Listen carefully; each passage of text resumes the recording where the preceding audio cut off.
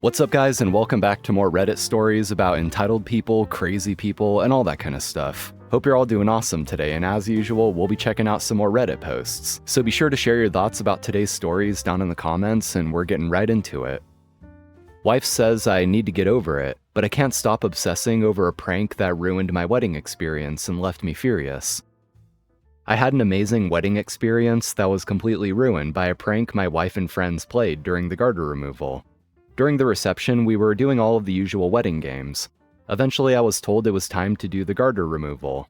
As everyone gathered around us in the middle of the dance floor, my wife was sitting in a chair and my friends brought out a blindfold and told me I would be doing the garter removal blindfolded.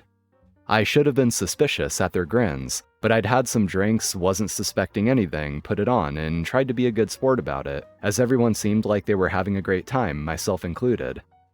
As soon as I was blindfolded, however, my wife slipped out of the chair and was replaced by one of the groomsmen. He's a friend of the family I've grown up with, but I would not say we're close. Now I literally cannot stand him, although he's not a bad guy other than my anger at this prank. Sitting in the chair in place of my wife, my groomsman was in shorts with the garter around his thigh. My wife stood behind him and was talking to me as they walked me over, to keep me fooled into thinking it was her. On their instructions, I got down on my knees and began reaching for what I thought were my wife's legs. Once I found the leg, I found the garter and began pulling it down. But at that moment, I heard my wife saying, with your mouth, with your mouth." So I leaned forward and grasped the garter bell in my mouth, to the shrieks and applause of the crowd. With the garter in my teeth, I pulled it down his leg, and then my wife actually came around to help me get it over his shoe because it got stuck. Once I had the garter, they told me to stand up and take off my blindfold. When I did, I was smiling because I thought I'd been a good sport, and everyone was laughing so hard it seemed like everyone was having a great time. But when I took off the blindfold, everyone burst into even louder laughter. For a moment, the entire energy of everyone at the wedding was focused on nothing besides laughing at me being the sole butt of the joke. It felt awful. I was furious. I wanted to say and do a million different things, but I didn't. For some reason, I just felt that pretending it wasn't a big deal was the best defense. That showing anger would be confirming how badly I'd just been humiliated for their delight, and that would have made my humiliation all the worse. So I sucked it up, slept-walked through the rest of the wedding while doing my best to keep a smile on my face. My wife could tell I was stunned, but she kept going on too. She definitely had no idea how badly I was taking it. Everyone was standing around us, and we couldn't talk openly about how I felt. At least not without ruining everything, and I didn't know whether I wanted to go there after all the effort and money put into the wedding. And I kept sucking it up the next day at the brunch, and for most of the next week through most of our honeymoon. At some point I told myself that my wife didn't mean to hurt me, and there was no reason to ruin her wedding memories by telling her that my experience had been ruined. But at the end of our honeymoon I had a few drinks, and I just couldn't help it, and once I started talking to her about it, I just went off. I told her it was trashy, that it hurt if not destroyed my trust and sense of intimacy towards her. I was harsh and got carried away. After at first apologizing a bit, she got upset and left me sitting out there.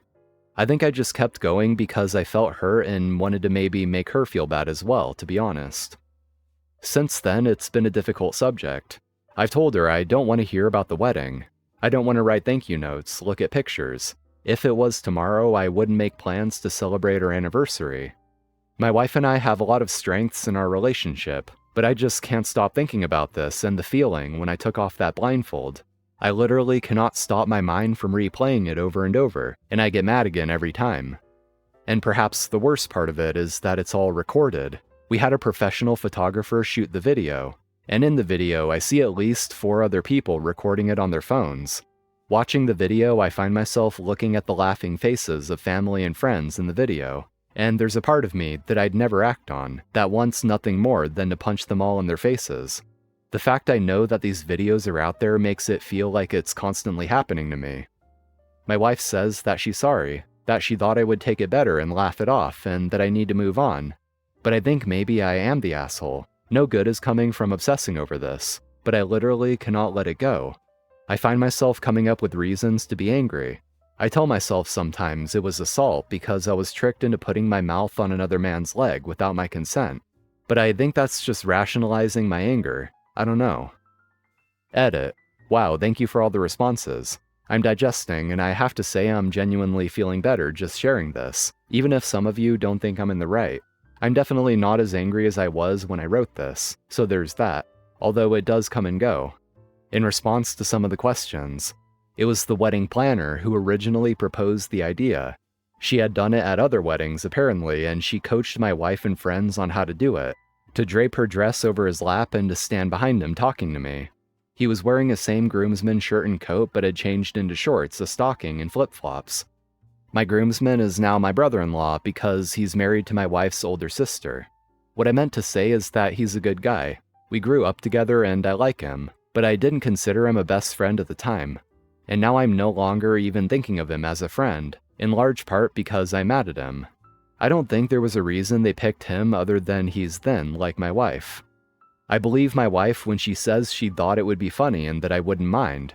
I just don't think she thought of it from my perspective when it came to concluding this was a funny thing to do. Sometimes I tell myself this is what I'm mad about. It keeps changing, really. A lot of people have asked what I expect my wife to do about it now besides apologize. I don't have a good answer to that and need to think about what that means. So overall, I would say I don't think OP is wrong for feeling the way he does. You can't control the way you feel, and everyone's different and would have different reactions to this depending on the person, ranging from people who just wouldn't care at all to people who would be completely distraught like OP. But I would say at the end of the day, the number of people who would truly not be bothered by something like this at all is probably pretty small. It is a joke at one person's expense after all that's supposed to humiliate them in front of an entire crowd, and the groom of a wedding at that. And yeah, I also know that these sorts of pranks and games aren't exactly unheard of at weddings too. But just in general, I would say that I think OP handled it well by not making a scene at the wedding, and not ruining it for everyone else. He definitely kept himself in check despite being completely humiliated. So I wouldn't say OP is wrong or a jerk or anything like that. I mean, you can't change how you feel. But one last thing I do want to point out is that this was the wedding planner's idea, not even friends or family. I would say that just kind of makes it a bit worse, honestly. Especially because it sounds like this is probably something she tries to instigate at every wedding she plans. And I would say if she's a professional wedding planner, she should probably reconsider that. This kind of thing is a bit more nuanced and tricky, and she might want to reconsider humiliating the groom at every single wedding she plans. I don't know, what do you guys think? I can totally understand that some people might just think OP is being a wuss. But I would also say that you can't control how you feel, but you can control how you react to it. And I would say overall OP reacted pretty well despite being deeply humiliated. Entitled Woman and Daughter Delay Entire Flight. I was on my way home from a bachelorette party across the country last year. I had a layover before my flight to my final destination. Thankfully, my husband had upgraded my boarding group before my trip, so I would be able to get my carry-on in the overhead compartment and not have to gate check and wait for my luggage. I was in the first or second boarding group. Before my group was called, the woman at the desk said over the loudspeaker that the flight was completely booked, and they were asking for volunteers to gate check their bags. They called my group and I boarded the plane. When I put my carry-on in the overhead compartment above my row, I noticed two other carry-ons that looked like they belonged to the crew. When I added my bag, it filled the compartment. I sat down and eventually the flight attendants came around and closed the full compartments, including the one above me. As more groups board the plane, the flight attendants repeatedly made announcements that the closed overhead compartments are full and to find another compartment. As the last group is boarding, the flight attendants are still making announcements that the compartments that are closed are full. At this point, I couldn't even see any open compartments. Two women, I assume mother and adult daughter, make their way to my row. The older woman opens the overhead compartment above me and scoffs when she sees that it's full. She says something like, "Our bags need to go here." She proceeds to open the overhead compartment above the row across from me and scoffs again when she realizes that it is also full. I believe she opened one more before a flight attendant came by and told her that the compartments that are closed are full. The flight attendant then has to close all the compartments this woman opened. The woman then gets into an aggressive conversation with the flight attendant about needing to put her bags above her seat. The flight attendant said that that compartment is full and she would need to find another compartment. Her daughter then goes down the aisle looking for another compartment and the flight attendant turns around to help someone else. The woman then opens the compartment above my seat and takes my bag out and puts it in the aisle. The flight attendant comes back immediately and said, "You can't do that, ma'am. You need to find another place for your bag. The woman then explains that she needs to put her bags above her seat because she has a tight connection and has to make her way to the international terminal when we land. Now I'm thinking this lady is an idiot. A. She could have paid $30 to upgrade her boarding group like I had to be able to get her carry-on in the cabin. And B. She probably should have booked an earlier flight so she could make her connection. We're flying to SFO and it's a big airport. They were going to need to run to the international terminal to make their flight. Her daughter then approaches and says there are no more open compartments on the plane. The flight attendant then says that if there are no more compartments, then they will need to gate check their bags. She puts my bag back in the overhead compartment and closes it again. Eventually, another flight attendant approaches and joins the gate check discussion. They're discussing the logistics of getting their bags to their final destination, and forms they'll need to fill out and all that jazz. But this woman keeps going back to the fact that she cannot gate check her bags. I swear, she says it like 5 times and the flight attendants keep telling her that there is no more room in the cabin. They're just talking in circles. Between all the back and forth and bringing forms and more staff into this debacle, they delay the flight by like 20 minutes. Eventually, they had to gate check their bags and fill out some forms so their bags could make it to their final destination. Anyways, I have to sit next to this crazy lady and her daughter for the entire flight. She's coughing, sneezing, and has a runny nose, and is just spewing all over the place. Thank God I had a mask and wipes. I managed not to get sick. Before we land, the pilot makes an announcement that we have a few individuals who have tight connections, and to let them get off the plane first.